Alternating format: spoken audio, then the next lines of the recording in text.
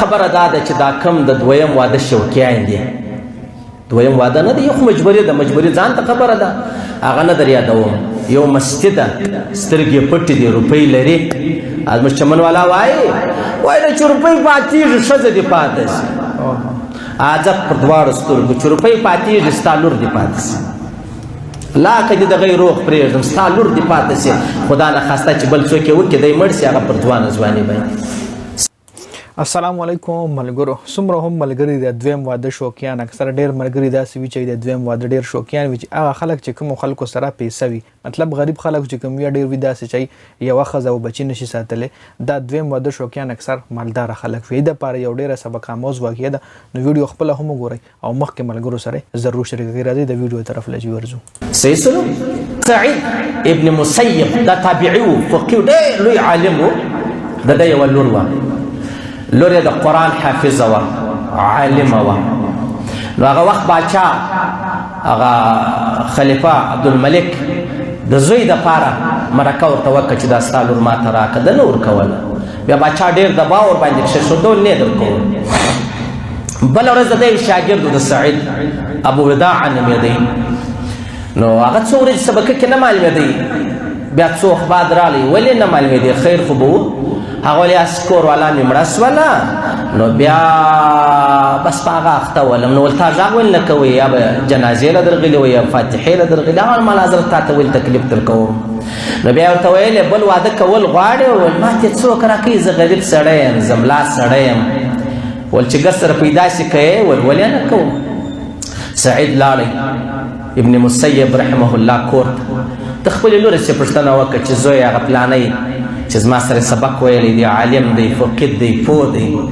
څنګه خوښه دی دا چې واده ورسره جوړ شي هغه ویل بابا پر دواړو سترګو عالم دی متقد دی بزرګ دی دا ګوره جي د باچا زوی یې ورنکړه یو عالم ته چې غریب انسانو او کونډو هغه له جي ورکوي لور واورئ بس رالی چې رالی نکاح یې ور وتړله په 100 روپۍ معمولي روپۍ باندې چې نکاح یې ور وتړله بس دی ولاړی دغه دا طالب وای دا شاګرد ده خو شاګرد دی طالب دی کني عالم وو وزه دی حیران یم چې تا څنګه الله احسان را سره وکړي خیر کور ته ماښام ناست یم روزه مات کومه دروازه وټکېدله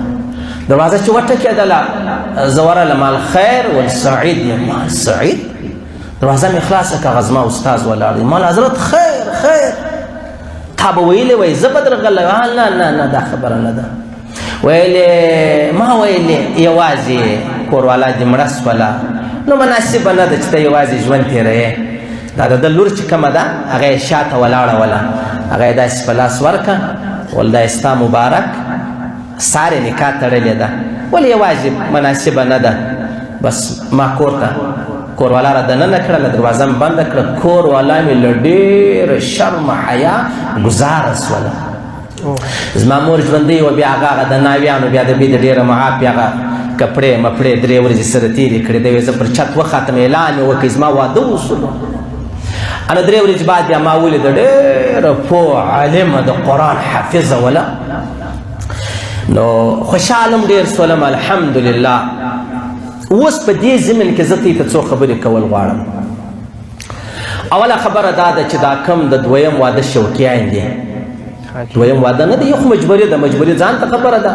هغه نه در یادوم یو مسجد ده سترګې پټې دي روپۍ لري ازمش چمن والا وایي چې روپۍ پاتېږي ښځه دې پاتې شي عجب پر دواړو سترګو چې روپۍ پاتېږي ستا لور دې پاتې شي لا که دې دغه روغ پرېږدم ستا لور دې پاتې شي خدا نخواسته چې بل څوک یې وکړي دی مړ شي هغه پر ځوانه ځواني باندې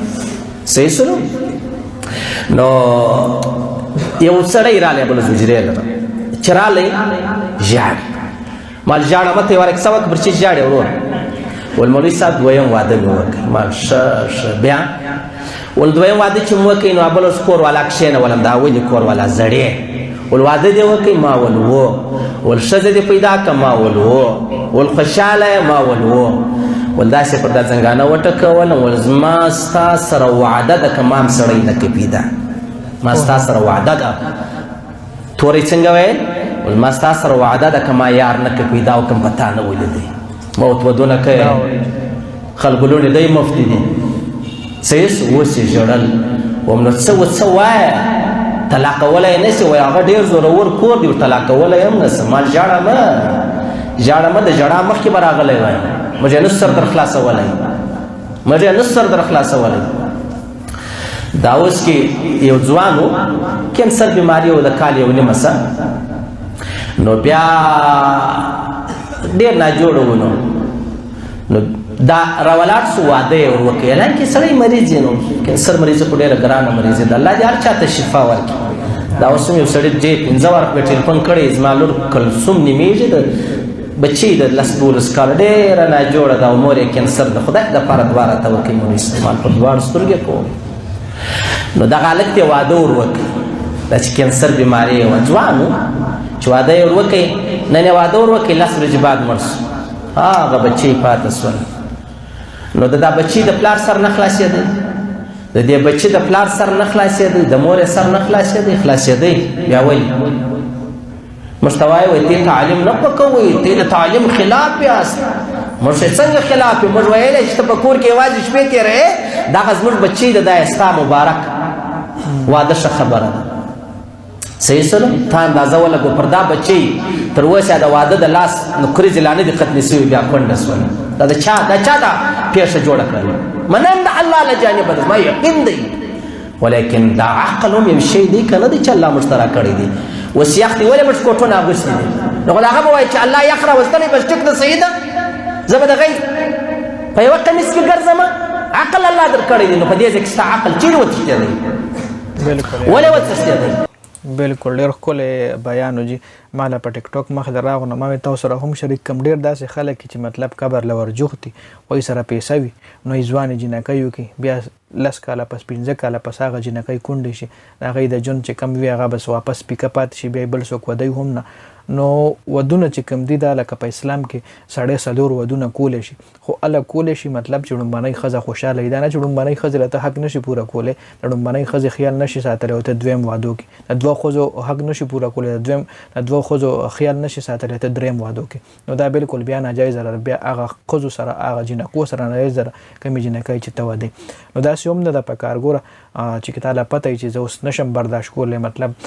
نشم پوره کولی ارننګ دې کم دی پیسې کمې ګټې او ته دویم واده کې د خلکو ژوندونه خرابې د جینکو ژوندونه خرابې نو داسې هم یو خو مجبوري شي ګوره مطلب ښځه مړه شي سړی کوڼ شي نو دویم وادو کې یا د ښځې بچي نه کېږي یا ډېر داسې خبرې راشي چې مجبوري شي نو بیا هم د مفتي صاحب دا واقعه وه ما تاسو سره هم شریکه کړم یو ښکلې واقعه کړې وه نو ځکه مې تاسو سره شریکه کړم نو په ویډیو مخکې ملګرو سره شریکه کړئ جنید خان افیشل چینل هم سبسکرایب کړئ او ها کمنټ کې خپل رایه موږ سره ضرور پیش کړئ جنید خان افیشل چینل هم سبسکرایب کړئ پیج هم لایک کړئ ډېره زیاته مننه جي والسلام